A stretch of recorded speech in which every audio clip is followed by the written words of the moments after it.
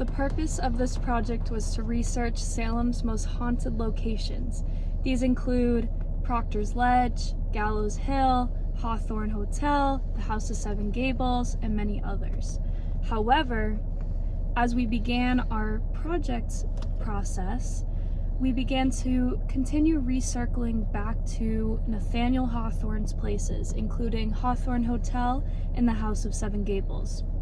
This is because we kept seeing 325 repeatedly, which is actually the most haunted room in Hawthorne Hotel.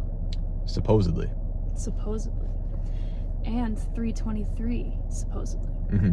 This is the original email chain between me and Christina, one of the people that work here at the Hawthorne Hotel. Without knowing that much about the hotel itself, we sent the original email to her, not knowing that it was at 3:25 p.m., which was the first inkling that something was going on. And then after that, it continued on to the next day, when you can see another email that was sent by her at 3:25. The kicker about this one, though, was we were at the House of Seven Gables in Nathaniel Hawthorne's birthplace when she sent that at 3:25.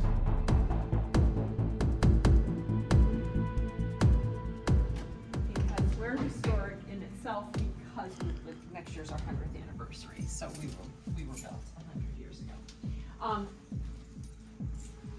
So 325 tends to be the room that people say is haunted because it is the only room type out of 89 rooms that is designed like that.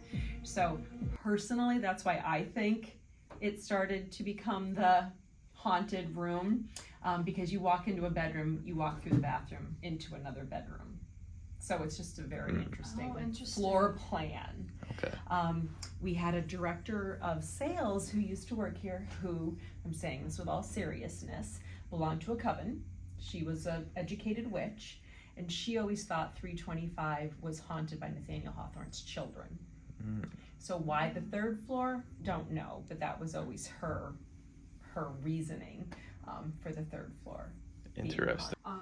Other people have said, they were sleeping and they swore that the bathroom door just opened and closed, or a drawer opened and closed. So it's more like they're in the room and they feel like there's somebody else. It's like a trickster In there with them. We just had renovations that was done. weird. So it's gonna look. You're gonna want to come back next week and film this too. Okay, so the guests would come down these stairs. This is now our employee lounge, but it normally isn't. It's just so this is the library where this is where the seances are held.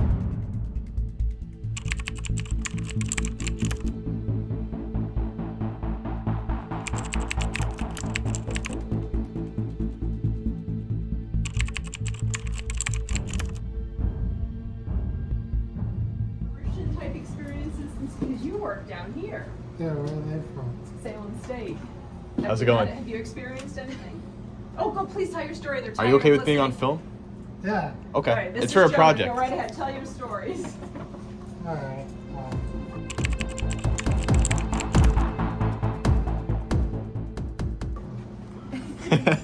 Candied. Once upon a time, about 20 years ago, I was working at night and they called.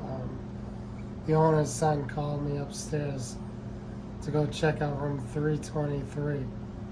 I was sent up there. And, there was a guest claiming that the light was going through her body. So I get off the elevator. She tells me, come. I come into the room. And she's explaining that this light's going through her body. And I said, oh, you had too much to drink in the tavern. Need to go to bed. I go back down and they called me back up to the room. She's explained the same thing. So there's no boogeyman under your bed. There's nothing in the closet. Get some rest. The next day, I was inspecting rooms. There was a do not disturb sign on the door. And I called the front desk to let them know if they were staying late. And they said, no, they have to leave. I open up the door. The room's immaculate. Bed's still made. All the toiletries are still there. There's no luggage in the closet. I go explain to the front desk.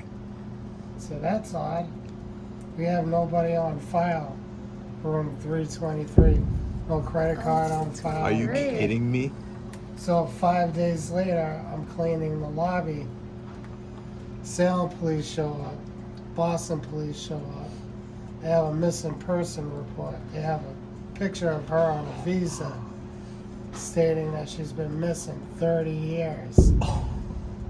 And I said to him, I swear to you, I was a custodian What? 5 days ago at night, and this lady brought me into the room. Yeah. She's been missing, and she was from Japan, and she's been missing for over Dude. 30 years. Holy shit.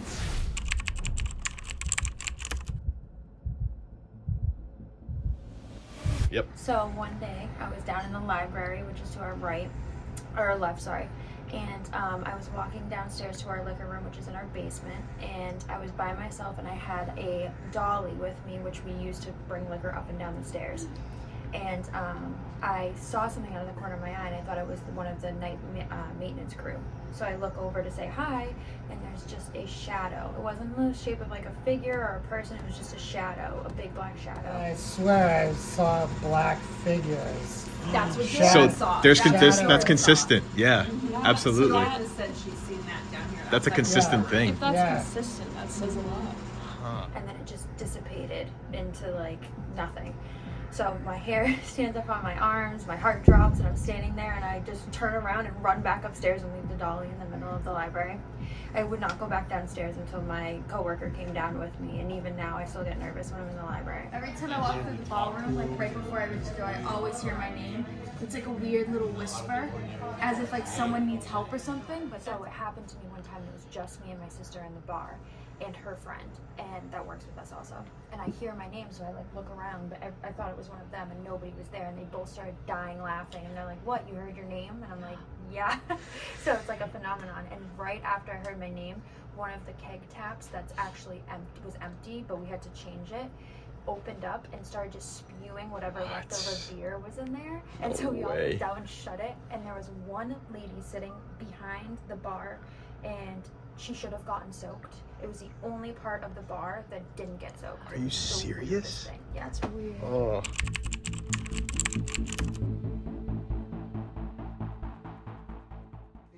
This property, this land, used to have a house on it, and it's been moved across the street from colonial times. Oh, really? Yes, it's a light yellow house now. Yes. It would be that way. Yes, Oh, yes. it's that one right there. Yeah, so just, Oh, okay. what was here before this building, because this building was built, I think, in the 20s, so I don't know that got, I think it had its 100th anniversary recently. I knew that he had a sister, Fidelia Bridges, Yes, we've heard about her as well. and her house is just over here in the parking lot. Oh, I didn't know that. Okay. And you can stay there.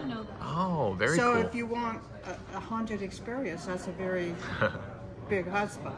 So, okay, so you typically people have said, and I had the same experience, someone will go like this in the middle of the night. You'd be feeling.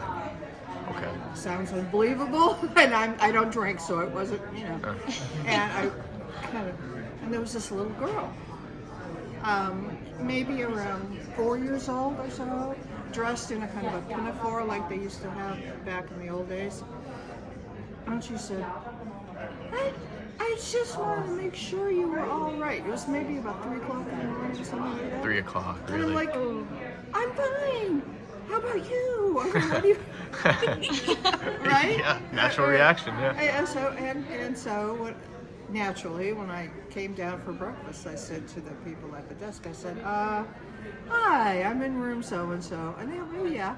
Well, what happened? So I told them. And they went, oh, yeah, we didn't like to tell people which rooms have had these, because people then will make it up or they'll create it, and it's not really happening. Sometimes you'll see someone that looks like Nathaniel Hawthorne walking down the corridor on the second floor. Really? Top hat, the typical Yeah. garb, that he used to wear. And it's interesting because when I was actually writing, when I was in one of the rooms, you could not really see them, but you could sense that there's some intelligence, or however you want to describe it, Yeah. observing what you're doing. It's more like they feel a presence in the room.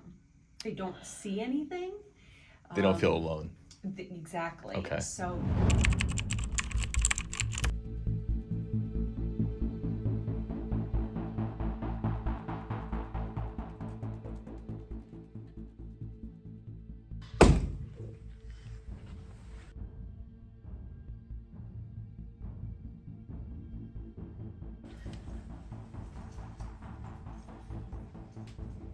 It is different than the other ones. And I don't have a reason for why this one. That was weird. It was blurry for some reason. I don't know why. There's It hasn't something been over blurry. there. It hasn't been blurry like the whole time that I There's filmed at something this place. standing in that corner. That's strange. So Oh, you yeah. need to then you Wow. need to walk through the bathroom. That is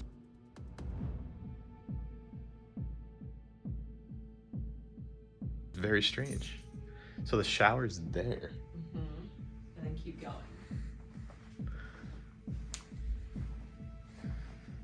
Oh, there's another attached to it. Huh. That's so weird. So That's creepy. wow. So this is a weird status. If it's just this room feels weird. It's different to me. Does it feel normal to you? Yeah, this one has a different vibe. I don't know how to explain. I like it. Yeah, it's like a heavier vibe. It's heavy. Yeah. It's strangely heavy. You can turn a light on if you want.